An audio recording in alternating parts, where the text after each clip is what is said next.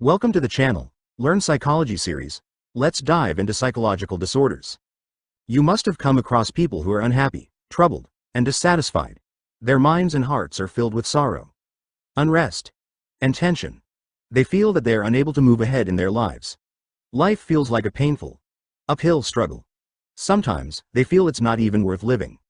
Famous analytical psychologist Carl Jung has said, "How can I be substantial without casting a shadow?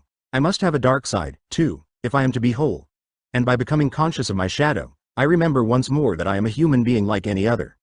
Psychological disorders, or mental disorders as they are commonly referred to, like anything unusual, may make us uncomfortable and even a little frightened. Unhappiness, discomfort, anxiety, and unrealized potential are seen all over the world. Abnormal psychology. Adaptation refers to the person's ability to modify behavior in response to changing environmental requirements. When behavior cannot be modified according to the needs of the situation, it is said to be maladaptive. Abnormal psychology is the area within psychology that is focused on maladaptive behavior, its causes, consequences, and treatment. 4 Ds. Although many definitions of abnormality have been used over the years, none has won universal acceptance. Still, most definitions have certain common features, often called the 4 Ds. Deviance, distress, dysfunction, and danger. Since the word abnormal literally means away from the normal, it implies deviation from some clearly defined norms or standards. In psychology, we have no ideal model, or even a normal model, of human behavior to use as a base for comparison. The first approach views abnormal behavior as a deviation from social norms. Many psychologists have stated that abnormal is simply a label given to behavior that is deviant from social expectations. Each society has norms. These are rules for proper conduct. Whether stated or unstated, behaviors, thoughts, and emotions that break societal norms are considered abnormal. A society's norms grow from its particular culture, its history, values, institutions, habits, skills, technology, and arts. For example, a society whose culture values competition and assertiveness may accept aggressive behavior, while one that emphasizes cooperation and family values, like in India, may consider aggressive behavior unacceptable, or even abnormal. A society's values may change over time, causing its views on what is psychologically abnormal to change as well. The second approach views abnormal behavior as maladaptive.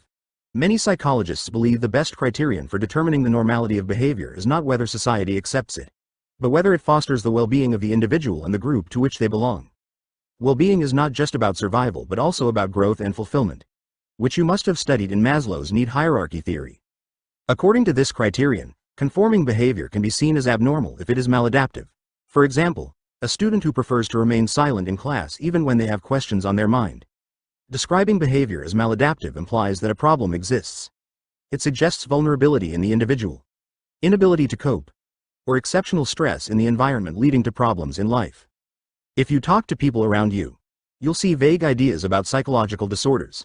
These ideas are often characterized by superstition, ignorance, and fear. It is commonly believed that psychological disorder is something to be ashamed of.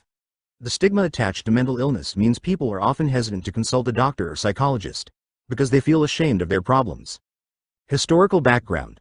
One ancient theory that is still encountered today holds that abnormal behavior can be explained by the operation of supernatural and magical forces, such as evil spirits, also known as Bhoot Pret, or the devil, called Shaitan. Exorcism, which involves removing the evil that resides in the individual through counter magic and prayer, is still used today. In many societies, the shaman, or medicine man, called Oja, is a person believed to have contact with supernatural forces. Through this connection, spirits communicate with human beings. The afflicted person learns through the shaman which spirits are responsible for their problems and what must be done to appease them. These beliefs, while ancient, continue to influence people's understanding of mental health. Biological or organic approach. A recurring theme in the history of abnormal psychology is the belief that individuals behave strangely because their bodies and brains are not working properly. This is known as the biological or organic approach. In the modern era, scientific evidence has shown that body and brain processes are linked to many types of maladaptive behavior. For certain disorders, correcting these biological processes can lead to significant improvement in functioning. This view reminds us that mental health is deeply connected to our physical health, and balancing both is essential for overall well-being. Psychological approach. Another important perspective is the psychological approach. This view suggests that psychological problems arise due to inadequacies in the way an individual thinks, feels, or perceives the world. It emphasizes the inner workings of the mind. This approach highlights how distorted thoughts, unprocessed emotions, or skewed perceptions can contribute to mental health challenges. Recognizing these psychological roots allows us to focus on therapies and interventions that aim to correct or reshape these mental patterns. Organismic approach. All three perspectives, supernatural, biological or organic, and psychological, have recurred throughout the history of Western civilization. In the ancient Western world, philosopher-physicians such as Hippocrates, Socrates, and particularly Plato developed the organismic approach. They viewed disturbed behavior as arising from conflicts between emotion and reason. This approach looks at the individual as a whole, considering both mind and body in the understanding of mental disorders. Four humors.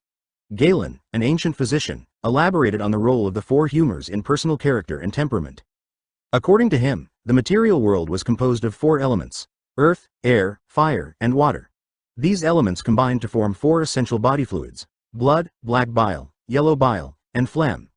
Each of these fluids was thought to be responsible for a different temperament. Imbalances among the humors were believed to cause various disorders.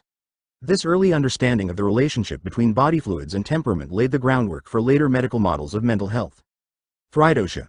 This idea is similar to the Indian notion of the three doshas: Vata, Pitta, and Kapha, which were mentioned in the Atharva Veda and Ayurvedic texts.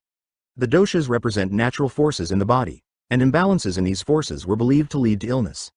These traditional perspectives remind us that ancient cultures around the world have long sought to explain mental and physical well-being through balance and harmony in the body and mind. Middle Ages. In the Middle Ages, demonology and superstition gained renewed importance in explaining abnormal behavior.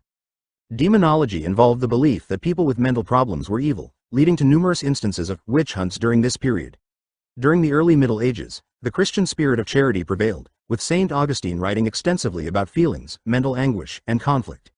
His work laid the foundation for modern psychodynamic theories of abnormal behavior.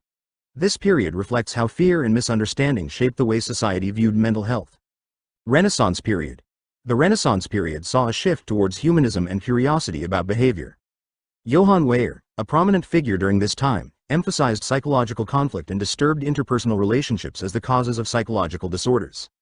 He insisted that so-called witches were actually mentally disturbed individuals in need of medical, not theological, treatment. The 17th and 18th centuries, known as the Age of Reason and Enlightenment, saw the scientific method replace faith and dogma in understanding abnormal behavior. This shift marked a critical turning point in the compassionate treatment of those with mental disorders. The 18th century's reform movement contributed to improving asylums in Europe and America. There was also a focus on deinstitutionalization, which emphasized community care for mentally ill individuals who had recovered. Biopsychosocial approach. In recent years, there has been a convergence of various approaches, resulting in the interactional or biopsychosocial approach. From this perspective, biological, psychological, and social factors all play important roles in influencing the expression and outcome of psychological disorders. This holistic approach has become central in understanding mental health, emphasizing that no single factor alone can explain or treat psychological disorders. Thank you for watching. See you in the next video.